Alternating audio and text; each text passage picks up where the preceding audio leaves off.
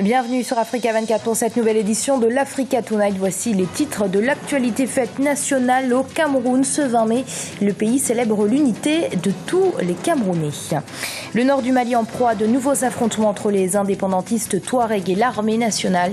Des violences qui ont éclaté alors que le Premier ministre Moussa Mara était en visite dans cette région instable et auquel il entend bien répondre.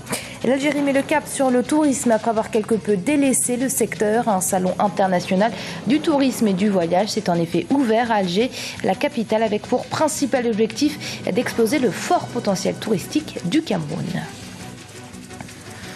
Le Cameroun célèbre donc son unité ce 20 mai. Cette année, la grande parade militaire de Yaoundé qui s'inscrit dans le cadre du traditionnel défilé consacré à cette célébration a un goût particulier.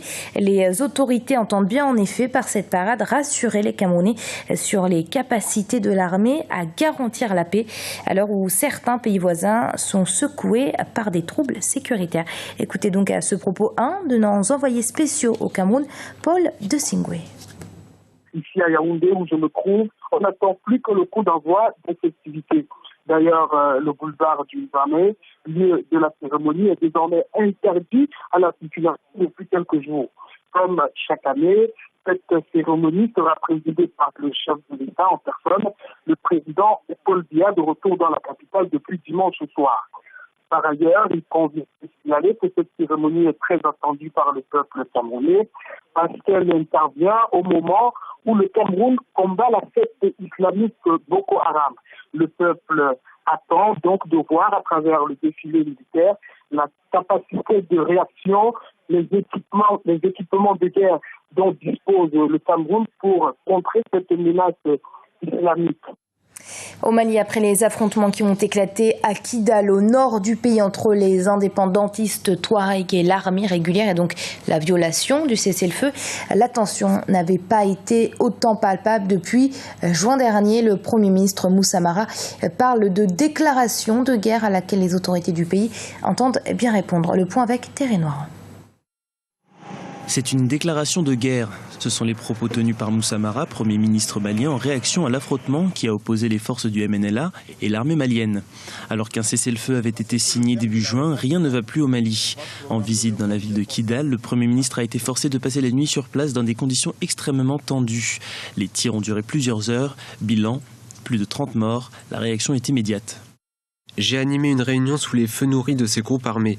Je ne dis pas MNLA, je dis groupe armé comprenant MNLA et sans doute des djihadistes d'AQMI. Cette attaque du gouvernorat est une déclaration de guerre parce qu'elle viole tous les protocoles qui ont pu être conclus avec ces groupes, qui ont bien reconnu que Kidal est malienne en reconnaissant l'intégrité du territoire.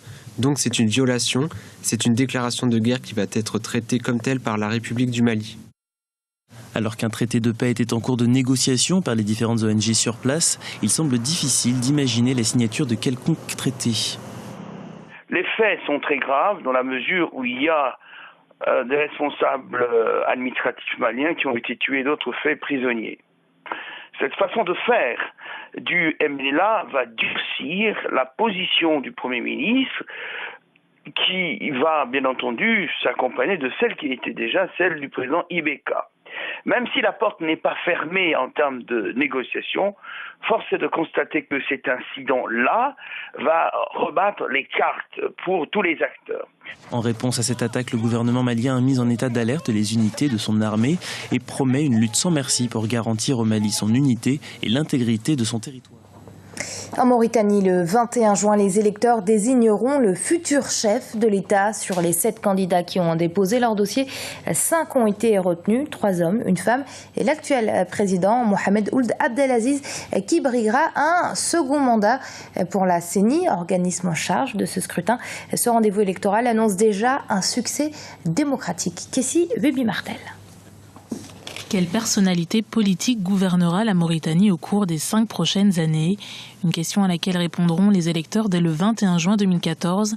La société civile ne présente pas de candidat, mais pour le directeur de la communication de la Commission électorale nationale indépendante, cette élection s'annonce comme encourageante du point de vue démocratique.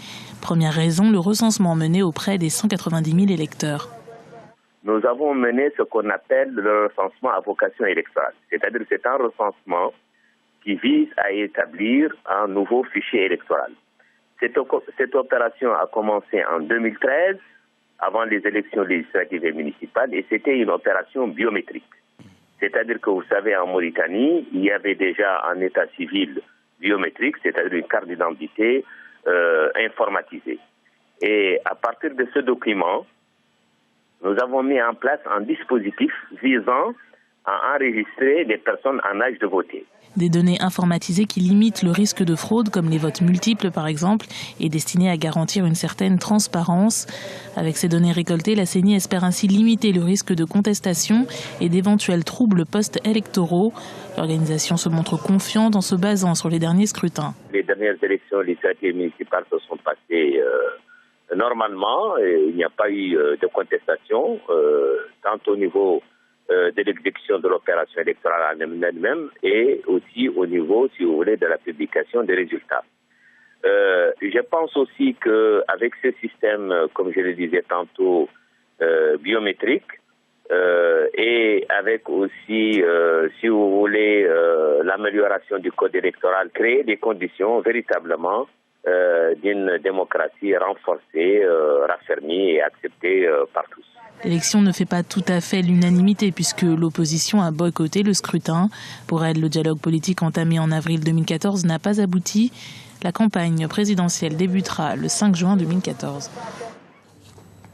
Kigali, capitale rwandaise, accueille à partir de ce lundi les assemblées annuelles de la Banque africaine de développement. Près de 3000 personnes sont attendues pendant une semaine au cours de laquelle la stratégie continentale pour dynamiser le développement du continent sera étudiée.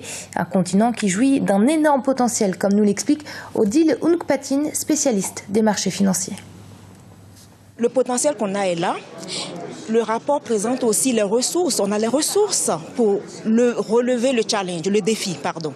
Les ressources sont quoi? Les ressources sont les ressources naturelles qu'on a.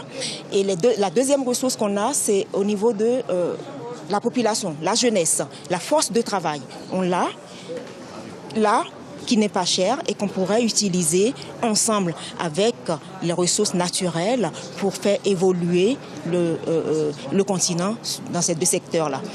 On a aussi besoin de volonté politique parce que ça ne peut pas se faire tout seul. Il faut un moteur pour propulser ce dynamisme et ça viendra par la volonté. Le potentiel touristique de l'Algérie n'est plus à démontrer. Pourtant, c'est un secteur qui ne bénéficie pas forcément de l'aide du gouvernement. Les autorités ont manifestement changé de politique et pour cause, le Salon international du tourisme et du voyage qui s'est ouvert à Alger a été placé sous le thème Destination Algérie. Objectif affiché par les autorités, établir des liens avec les partenaires nationaux et étrangers pour faire de l'Algérie une destination touristique connue. L'occasion également pour les 200 exposants étrangers de présenter leurs offres aux touristes algériens, de très bons clients, notamment pour la Tunisie voisine, Terre et Noire. Un désert spectaculaire, des plages sauvages, des montagnes vierges, des ruines romaines, des villes en pleine expansion, une gastronomie réputée, un artisanat reconnu ou encore une stabilité politique et sécuritaire. L'Algérie multiplie les facteurs qui pourraient en faire une destination touristique très prisée. Pourtant, ce secteur peine à se dynamiser. C'est pourquoi cette année, le Salon international du tourisme et du voyage, qui a ouvert ses portes le 15 mai à Alger, a été placé sous le thème « L'Algérie, un territoire des destinations ».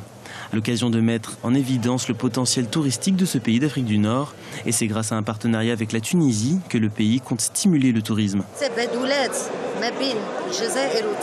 Je suis sûr que tout le monde bénéficiera de cet échange entre l'Algérie et la Tunisie. Et en tant que directeur de notre ministère, nous pouvons maintenant appliquer ce que nous avons convenu et ainsi passer de la théorie à la pratique.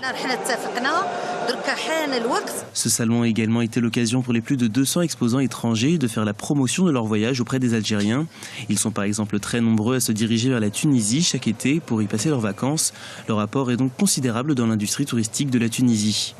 Tous les Tunisiens attendent l'été, en particulier pour l'afflux de touristes algériens. Le touriste algérien est l'un des touristes préférés des travailleurs tunisiens parce qu'ils ont un très bon pouvoir d'achat et aident à stimuler le tourisme et le développement économique. A noter que plus de 350 projets sont en cours en Algérie pour augmenter la capacité d'accueil des touristes pour un coût d'investissement de l'ordre de 173 milliards de dinars. 160 autres projets d'un montant de 92 milliards de dinars vont être lancés. Et c'est la fin de ce journal. Il a été réalisé par l'ensemble de la rédaction. Nous vous remercions pour votre fidélité. Restez sur Africa 24. L'info continue.